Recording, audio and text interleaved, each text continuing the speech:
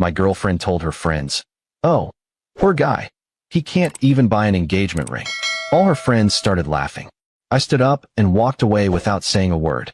Then one day, she came to my office, and the moment she saw the scene in front of her, the smile on her face disappeared instantly. I'm 29, a software engineer at a tech startup in Seattle. My girlfriend Natalie and I had been together for 3 years. 3 years of weekend hikes, lazy Sunday mornings, and talking about our future like it was this guaranteed thing we were both walking toward. I loved her. I really did. Natalie worked in marketing for a boutique agency downtown. She had this tight-knit group of friends from college, Lauren, Brittany, and Samantha, who met up every couple of weeks for brunch or drinks. I'd met them maybe 4 or 5 times over the years. They were fine, polite enough, the kind of people who smiled at you but never really asked you anything about yourself. Every conversation felt surface level, like I was being tolerated rather than welcomed. We'd been talking about marriage for about 6 months. Nothing official, just those late-night conversations where you start planning a life together. She'd mentioned rings a few times, showed me Instagram posts, pointed out designs she liked at jewelry stores when we walked past them. I never said much, just nodded, smiled, stored it away for later. What she didn't know was that I'd been saving for over a year. Not just for a ring, but for a down payment on a house. My parents had passed away in a car accident when I was 25, and they'd left me a small inheritance. Nothing life-changing, but enough to give me a foundation. I'd been careful with it. I was working extra freelance contracts on the side, sometimes pulling all-nighters to finish projects. I was putting away almost 40% of my income every month. I wanted to propose with more than just a ring. I wanted to offer her a future, stability, a home we could build together. But I never told her about the money. I'm private like that. I don't talk about finances, even with people I love. My parents taught me that money makes people weird, changes how they see you. Maybe that was a mistake. Maybe I should have been more open. But I wanted her to love me for who I was, not what I had in my bank account. It was a Saturday afternoon in late September when everything fell apart. Natalie had invited me to join her and her friends at a rooftop bar in Capitol Hill. I wasn't thrilled about it. I'd been coding all morning on a particularly frustrating bug and was mentally exhausted, but she insisted. Come on, babe. Just for an hour. They really want to see you. Lauren specifically asked if you were coming. I doubted that, but I went anyway. For her. The place was packed. We grabbed a table near the railing, the city skyline glowing pink and orange in the early evening light. I ordered a beer. Natalie ordered a glass of rose. Her friends were already halfway through a bottle and working on their second. The conversation started normal enough. Work gossip. Drama at Lauren's office. Some story about Brittany's terrible hinge date with a guy who brought his mother along. Then Lauren brought up weddings. So, Nat, Lauren said, leaning forward with this conspiratorial grin, her voice slightly slurred. Any updates? Has he popped the question yet? Natalie laughed, but it was tight. Forced. I could hear the tension in it. Not yet. Girl, it's been 3 years, Samantha chimed in, gesturing with her wine glass. What's he waiting for? You're not getting any younger. I felt my jaw tighten. I took a long sip of my beer and stayed quiet, staring out at the skyline. I don't know, Natalie said, shrugging in that exaggerated way people do when they're uncomfortable. I think he's just not ready yet.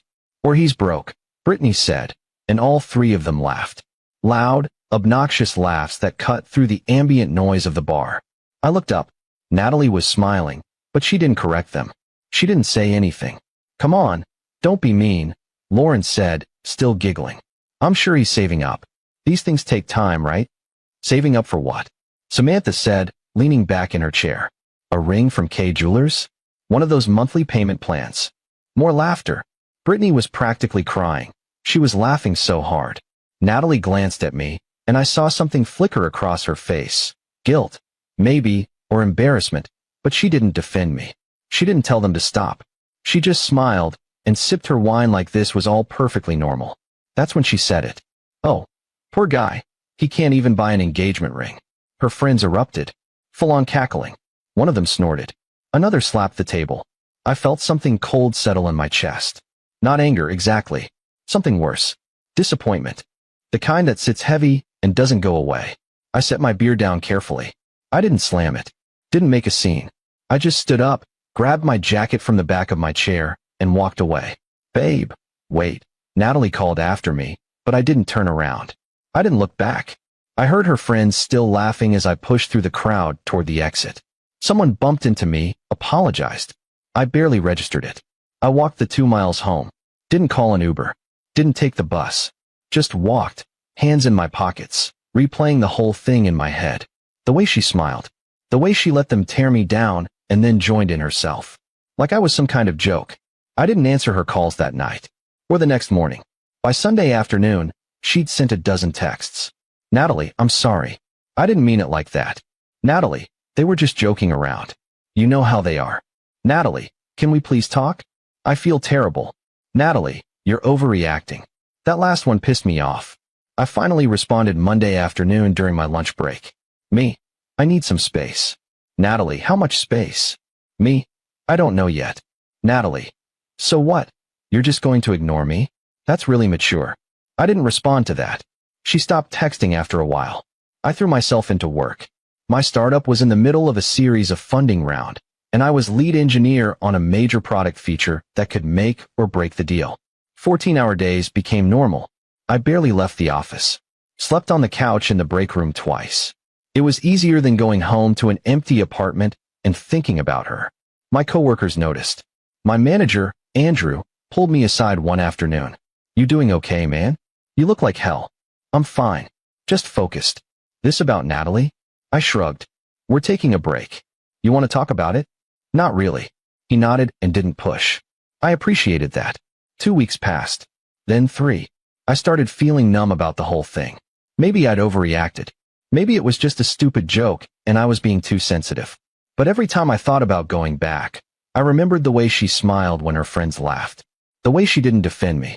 The way she said, poor guy, like I was some pathetic charity case.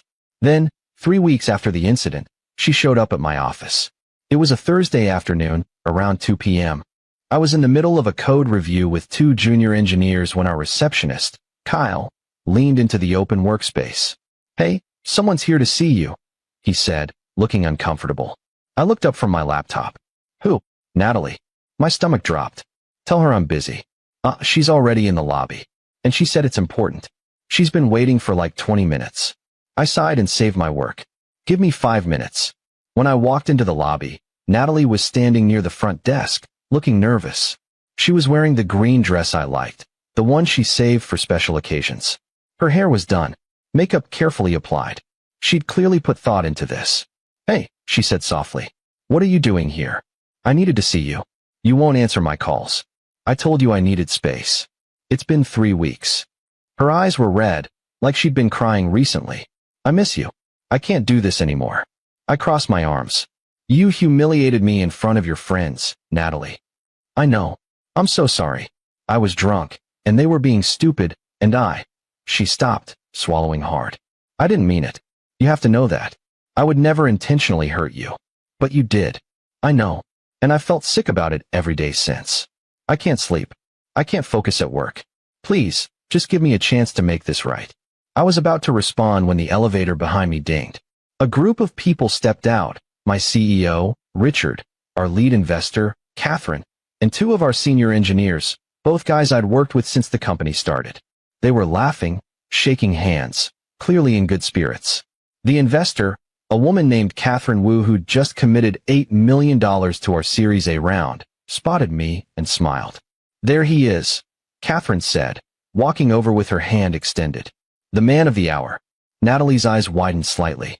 Great work on the demo yesterday, Catherine continued, shaking my hand firmly. She turned to Richard. This guy's the reason I signed. That feature he built? That's what sold me. If you ever lose him, you're in serious trouble. Richard grinned, clapping me on the shoulder. We're not planning on it. We just gave him a promotion, actually. VP of Engineering. Announced it internally this morning. Natalie's face went completely pale. Catherine shook my hand one more time. Congratulations again. Looking forward to seeing what you build next. The board is very excited. She glanced at Natalie. Sorry, didn't mean to interrupt. No problem, I said. They walked toward the exit, still chatting. The lobby went quiet. Natalie stared at me. VP of Engineering? Yeah, I said. As of last week. You didn't tell me. You didn't ask. Her mouth opened, but nothing came out. I could see her mind racing, trying to piece it together, trying to reconcile the version of me she'd mocked with the version standing in front of her now. How much do VPs make here? She asked quietly. Enough. Enough for what? I didn't answer. Her eyes filled with tears. You've been able to afford a ring this whole time, haven't you? I've been able to afford a lot of things. Then why didn't you?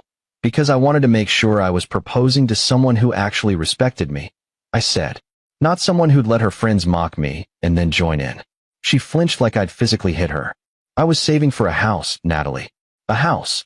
Not just a ring. I was going to propose with a ring and a set of keys. I wanted to give you everything. A future. Stability. A life together. A tear rolled down her cheek. Then another. I didn't know. You didn't ask. You just assumed I was some broke guy who couldn't get his life together. You assumed I wasn't good enough. That's not fair. You said it yourself. Poor guy. He can't even buy an engagement ring. You said that. Not your friends. You. She covered her mouth with her hand, sobbing now. I'm sorry. I'm so sorry. I was stupid. I was drunk and insecure, and I said something horrible, and I can't take it back.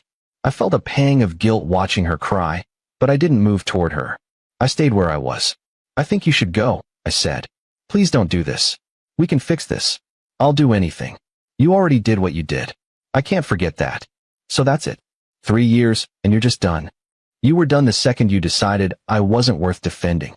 She stood there for another long moment, tears streaming down her face, mascara running. Then she finally turned and walked out, her heels clicking on the polished floor. I went back to my desk and sat down. My hands were shaking. One of the junior engineers looked over at me. You good? Yeah, I said. I'm good. I wasn't, but I would be. Update 1 a week later, I got a text from Lauren. Lauren, hey. I know this is random, but I wanted to apologize. What we said that night was completely out of line. I was drunk and being a bitch. I'm really sorry. I stared at the message for a minute, then deleted it without responding. 2 days after that, Brittany sent me a Facebook message. Brittany, Natalie told us what happened at your office. I feel terrible. I didn't know you were doing so well. We were just joking around. I hope you can forgive us. I blocked her. Natalie tried calling twice more over the next month. I didn't pick up. She left voicemails. I deleted them without listening. Eventually, she stopped. I heard through a mutual friend, a guy I played basketball with who also knew Natalie from college, that she'd told her friends what happened. Apparently, Brittany felt terrible and kept apologizing. Samantha thought I was being dramatic and holding a grudge. Lauren didn't say much, but quietly stopped hanging out with the group as often. I didn't care what any of them thought. Update 2 months later, I closed on a house. 3 bedrooms, 2.5 baths, big backyard with a deck, 10 minutes from the office. It was perfect. Exactly what I'd been saving for. I sent a photo to my brother, and he called me immediately. Holy shit, dude. You actually did it. Yep. How do you feel? Good. Really good, actually. You doing okay? With everything? Yeah, I said, looking around the empty living room. I'm better than okay. Proud of you, man. I hung up and sat on the hardwood floor, back against the wall, and just breathed. For the first time in months, I actually felt good. Like I'd made the right choice. Like I'd dodged something that would have destroyed me eventually.